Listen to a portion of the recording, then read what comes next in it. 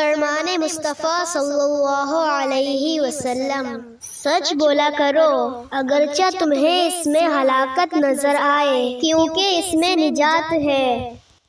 رسول اللہ صلی اللہ علیہ وسلم نے ارشاد فرمایا، جو آدمی تھوڑی سی روزی پر راضی ہو جاتا ہے تو اللہ تعالیٰ اس کے تھوڑے سے عمل پر راضی ہو جاتا ہے۔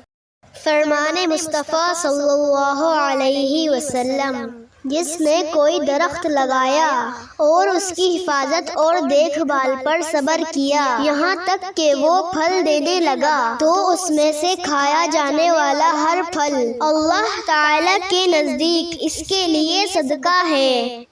فرمان مصطفیٰ صلی اللہ علیہ وسلم، تمہیں معلوم ہے کہ شیر دھاڑتے وقت کیا کہتا ہے؟ صحابہ نے عرض کیا، اللہ تعالی اور اس کے رسول بہتر جانتے ہیں۔ ارشاد فرمایا، شیر کہتا ہے، اے اللہ عز و جل، مجھے کسی اچھے کام کرنے والے پر مسلط نہ فرمانا۔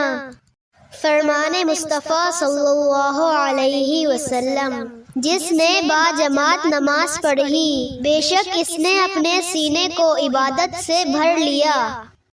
فرمان مصطفیٰ صلی اللہ علیہ وسلم، سب سے پہلے قیامت کے دن بندے سے نماز کا حساب لیا جائے گا۔ فرمان مصطفیٰ صلی اللہ علیہ وسلم، اللہ تعالی فرماتا ہے، جب میرا بندہ نوافل کے ذریعے میرا قرب حاصل کر لیتا ہے تو میرا محبوب بن جاتا ہے۔